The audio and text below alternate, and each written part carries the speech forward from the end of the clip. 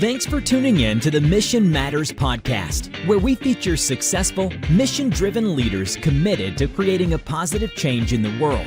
Our mission with this channel is to inspire other leaders by providing industry insights, new ideas, and inspiring stories from the pros. All right, good day to you all. My name is Paul Feith, host of this show where I talk with leaders heading up mission-focused organizations, always leading from the heart and making a difference in their communities. Excited about today's guest. I have with me Michael Sitrick. He has a lot of acronyms after his name, so remind me to ask him about that. As president and CEO of DuPage Foundation, he leads the organization in growing its capacity and impact to raise the quality of life throughout our county here in DuPage. In his position, he works closely with the board, volunteer leaders, and staff to set the organization's strategic vision, build community partnerships, and help people achieve their unique charitable goals while connecting their interests, I should say, with local needs and opportunities. Also, he's a community, an active connector in the community and a volunteer leader. He does quite a bit of volunteering. He'll tell us about that. So welcome, Michael. Thanks for joining us. Thanks, Paul. It's a pleasure to be here.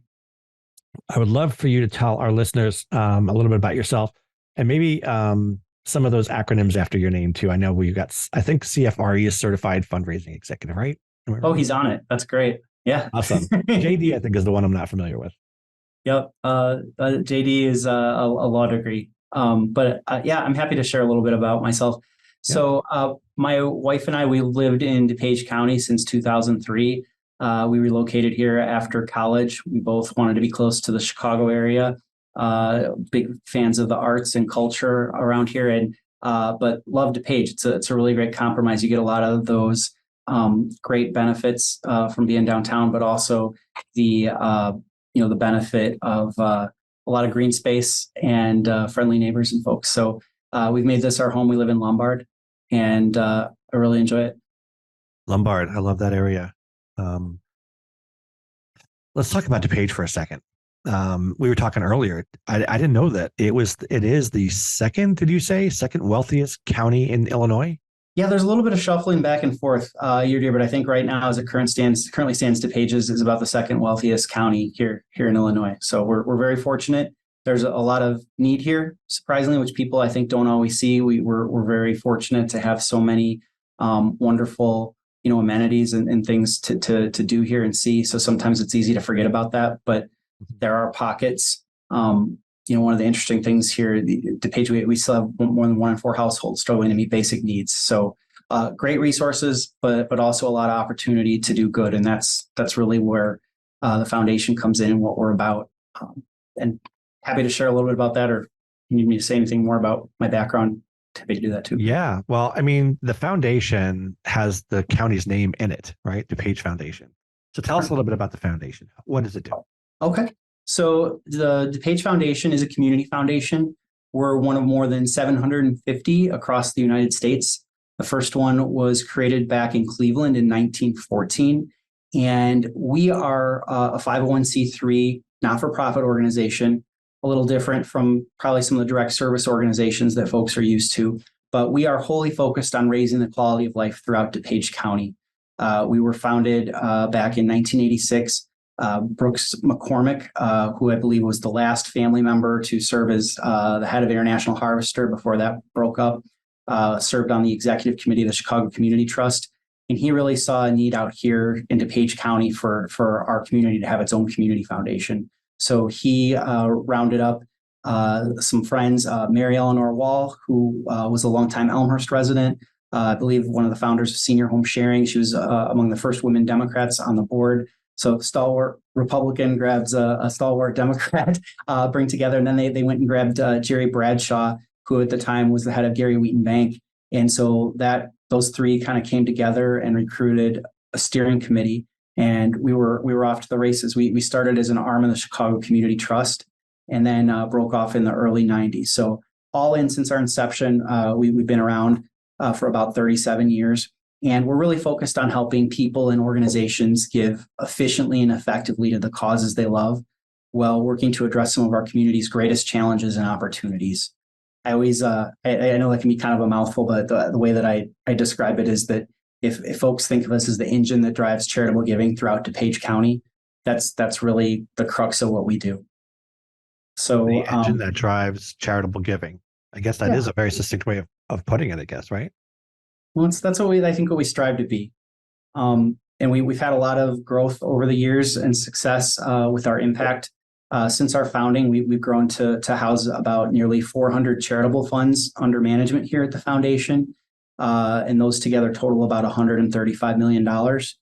And those funds run a range of different purposes. So we manage endowment funds for about 60 different not-for-profits. A lot of charities that you'd be familiar with across the county have their endowment funds parked here, or their reserve funds.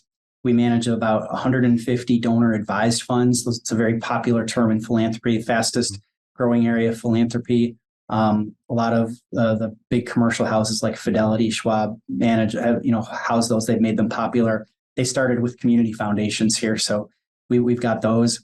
And then moving kind of more to the unrestricted and purely community focused side, we have unrestricted funds and field of interest funds that are really wholly focused on serving DuPage County, and that our board and grant committee have discretion over. And we love those funds because that gives us the ability to have maximum impact and really address the needs and opportunities here locally in DuPage County. So since our inception, we've given away about $85 million, and more than half of that has come just in the last 5 years, if that gives you a little indicator. Wow. Yeah. Well, yeah, growth, exponential growth. We're really proud of that. This past fiscal year alone, we awarded about $12.6 million, which was double from the previous year. So. Wow. And part of that was we were talking about this when we're talking about the major initiatives you have. You had mentioned something about the DuPage Community Transformation Partnership. Tell us a little bit about that. Sure. I can jump to that. So maybe before I get to that, I'll start just a little bit more background on our discretionary programs and grant making. So our signature program is our community needs grant program. And that again, those are dollars that are wholly focused on serving DuPage County. The foundation will make grants locally and nationally, but these dollars are really meant to address local needs and opportunities here. So not-for-profits twice a year can come and submit requests for grants. And we love that program because it's our research and development for our donor advisors. We learn a lot about the local needs here in DuPage County, and we get to have a lot of impact. Our last community needs cycle for the fiscal year gave away about $1.5 million to area not-for-profits, and those there's 5 categories that those organizations work in. First is health and human services. That's awarded in the spring. And then in the fall, we award grants in the areas of education, arts and culture, the environment, and animal welfare. And one of the benefits of working with us is we give our donor advisors and community partners the opportunity to get in that game with us in terms of having impact. So there's always more requests and need, right? Need for funding than there are dollars available through our endowments that are discretionary. So my colleague, Barb Spaniak, has gotten very good at helping connect folks who share a passion for some of these needs with the opportunities. And so with that, last year we were able to leverage about an additional $600,000 in support from area donors and donor advised fund reps here at the foundation to help bolster that impact. And that allowed us to meet about 72% of eligible requests, whereas on our own, we'd only be able to meet about 40% of that if we were doing it through community needs. So I wanted to touch on that first before I went to the partnership, because that's really our bread and butter program. We're very proud of that. The work that we're doing with the DuPage Community Transformation Partnership is similar, but maybe a little bit more kind of, I want to say on steroids, because that's kind of like, but there's a lot of impact happening there. So as we've gotten bigger, we've really been able to do a better job of engaging our community and building partnerships. And the pandemic challenged a lot of us, but there was a lot of need and issues in DuPage County that came up. Some of these needs were here before, but they really got exacerbated. I'm sure you're seeing it, just kind of in your work. And I know you're pretty involved and plugged into the not-for-profit sector, but I could share just, from, food insecurity, housing instability, mental health, substance abuse, all those things were big before the pandemic, and they just really exacerbated. So we were able to leverage some partnerships that we made during the pandemic. And one of those was with DuPage County. And DuPage County was very fortunate. They got a significant infusion of money from the American Rescue Plan Act from the federal government. And they decided that they would like some assistance in really distributing that efficiently and effectively. We had started a partnership during the pandemic and had some good luck marshaling some dollars to help some arts organizations that were really struggling. And at the time, Chairman Cronin, I think, saw the opportunity for a partnership here, and members of the board went with the Human Services Committee, and they pitched this to the board. And the result was a 5-year, $10 million partnership for strategic grant making between DuPage County and DuPage Foundation. So, as I said, funded with federal dollars. Wow. Yeah, it's a lot, and the county has done some fantastic things just even on their own in food insecurity and the mental health spaces. But again, this was them tapping into our expertise and knowledge, and really just trying to have some synergy there. And it was very innovative what we created. So the program benefits 4 areas: food insecurity, housing instability, mental health, and substance use disorder. And the grants are really divided into 2 tracks. The first is immediate intervention that really allows us to attack those immediate needs where residents are struggling and just in need of aid, or the not-for-profits just don't have the capacity and just need some support. You've got rising costs with inflation, you've got increased need. We can talk about that in a little bit, but really focused on delivering immediate support. The second is a little bit more long-term focused, and that's the transformational track. And those are really meant to support evidence-based programs that are focused on long-term solutions to help our not-for-profits build capacity and improve their efficiency, avoid duplication of resources, and just really promote collaboration. So far, we've committed about $6.2 million through multiple rounds. We've had 2 rounds of immediate intervention grants and 1 round of transformational grants so far. We're going to do a 3rd round of immediate intervention grants in July of 2024, and then we'll do a 2nd round of transformational this September. But this past summer, we actually received some results on the impact of our 1st round of immediate intervention grants, and that's just been huge. These grants in the DCTP, as we call it, like I said, it's kind of put us on steroids a little bit in terms of our impact, because with community needs, we're generally making 5-figure grants from $5,000 to $25,000. These are 6-figure grants of $100,000, $250,000, $500,000, and fully funding programs and opportunities. Just kind of a snapshot. In the 1st round of the immediate interventions that we did, we were able to serve 183 households and deliver them more than 2.1 million pounds of food. We were able to provide safe and stable housing for about 450 families. And we were able to deliver about 3,000 counseling sessions to support individuals and families in need. So just kind of the headline there from that 1st round. Kind of hard not to notice that. Yeah. Those are some big numbers. That's something certainly to be proud of. No, we're really thrilled. And the program actually, even just this past spring, was recognized nationally for its creativity and innovation. National Association of Counties gave us and the county an award. So we're really proud of the partnership. We hope it inspires more collaboration locally here and then nationally. And we're looking to parlay that this idea of the transformational impact. We're kind of attacking that on 2 tracks. This fall, we hosted a convening of area funders, who are also grant makers, kind of in the same space here, to talk about what are the needs and opportunities they're seeing, where are opportunities where we can work together and have impact. And then, so this coming year, in 2024, we're going to be rebranding our community needs program to community impact.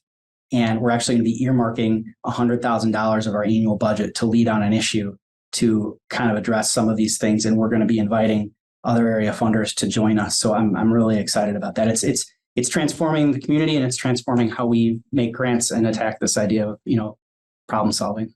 Yeah. Yeah. I mean, what a gem of the community to have DuPage Foundation be such an integral part, and the impact that you've had just with this one transformational partnership with the county alone. And you said, I think you said $6.2 million so far? $6.2 million has been committed. And I can't say enough good things about our team here. Barb Sapaniak, my vice president for programs, a longtime colleague, has been, leading this. Dave McGowan, my predecessor, really worked with Dan Cronin to get this, set up and going. We've had a turnover with the county board. So brand new board. We have, Chair Deb Conroy now is there. Everybody, it's been seamless. The county board has been incredibly supportive. I think everybody is just really pleased with the impact we're having together. Greg Schwarzy and Paula Deacon Garcia, two board members from the county, serve on that work group with a number of our more seasoned trustees and some folks who have previously served on our grant committee that came back to really kind of do this meaningful work. So it's a really talented group of people. They're very committed. I have the pleasure of just getting to sit back and kind of watch them, work their magic. But it's just been really rewarding. Yeah. I mean, talk about the impact you've got. It's so good for you guys. Just the exponential growth you've had over the last 2 or 3 years. We can all kind of see project what that's going to look like 3 years from now, and the phenomenal growth you'll have. So not only good for you guys, but good for our community. It is. I mean, that's the hope. Beneficiaries of that. If there's one role that we can play, I think it's being the cheerleader and helping people recognize their potential to have impact and to partner together to do things. We don't ever want to appear in competition with the other area not-for-profits. That's not what we're about. We're trying to make the pie bigger. We're trying to help people who have capacity, again, just recognize their potential and see, what we can accomplish together. There's a lot of problems here in DuPage, but they're solvable. We have resources if we can bring the right people together, and we're fortunate because we have just a ton of smart, passionate people. And if we can, harness that and get them all going in the same direction on tackling issues, Indeed. That's where we're going to see the change. So I've always heard that nonprofit leaders say there's no such thing as competition or competitors, because we tend to sometimes benchmark against each other just to see where we're at from a digital marketing standpoint anyway. But we don't use the word competitors. So even if we're in the same space, so that's kind of just a little insight that I had. So while I have you here, Mike, I'd love for our listeners just to kind of get a little bit of your insight, since you're in this space, into year-end giving. Year-end giving? Sure. Yes. Okay. Yeah. What does that look like? So I think, it's November, December, really the fourth quarter of the year. That's the busiest time. I think you're going to see the most activity from not-for-profits. I think we're just, as a nation, kind of wired that way. We start thinking about the holidays. We start thinking about what we've accomplished this year, counting our blessings. We think about what our tax bill is going to look like, although that's not the chief motivator. But those things come up, and you've got Giving Tuesday that just happened here. We're recording this in early December, but so that's still kind of fresh. It's a time when it's on everyone's mind. So we try to really be that resource and help people think about how to do that efficiently and effectively. If you want to talk about techniques a little bit, there are a couple things that folks should definitely consider. We've had some changes over the last 5 or 6 years. We had the Tax Cuts and Jobs Act of 2017, right at the end of 2017, going into 2018. That was a game changer because we went from having roughly 30% of the population itemized to less than 10%. And so, a lot of folks that used to, be eligible for a tax deduction kind of stopped. But again, we live in DuPage County. We have a very resourced community. And so there are still a lot of people that are itemizing, making those tax gifts or those tax deductible gifts. Mm-hmm. So for those folks, we definitely want them to be thinking about, beyond just writing a check or doing a credit card gift of cash. There are benefits that they can realize from gifting appreciated assets like stock and mutual funds, low basis stock and mutual funds that they've held for a year or more. You can donate those and get a tax deduction, and you can avoid the capital gains on those. So that's a really important one people don't often think about. The other one that I've kind of branded kind of the low-hanging fruit for folks that are in their 70s now. It's if you've got IRAs, you get your annual required minimum distribution that you have to take. Those, if you don't need them, that's a really great strategy for giving. So folks can, through traditional IRAs, give up to $100,000 a year individually or $200,000 jointly. We've been having some changes with the Secure Act in terms of the age for that. 70 and a half is when folks can start making qualified charitable distributions. You can give them to any not-for-profit, any religious organization, public entity that's for charitable purposes. The only big restriction is you can't send them to donor-advised funds or to private foundations. Okay. So we try to watch out, for that. But then for the distribution to be eligible to count as your required minimum distribution now, we're watching it go from 72 to 73. So people need to just check with their advisor to make sure that they're eligible. But really that's kind of the age where that comes into play. So that's a really good one. Long-term strategies. We really want to encourage people to think about their estate planning and their capacity there. Yes. We only all have so much discretionary income available that we can do year to year. But, a lot of our wealth is housed in our estates, either in our trusts or wills or houses and things like that. So there was recently a study done in Illinois called the Illinois Transfer of Wealth Opportunity. And we got the data for DuPage County, which was very interesting. And if I were to ask you, play a little guessing game with you, what amount of money do you think is changing hands in DuPage County this decade? This decade? This decade. It's got to be in the billions, right? It is. Okay. 14 billion. 14 billion. $53 billion is projected.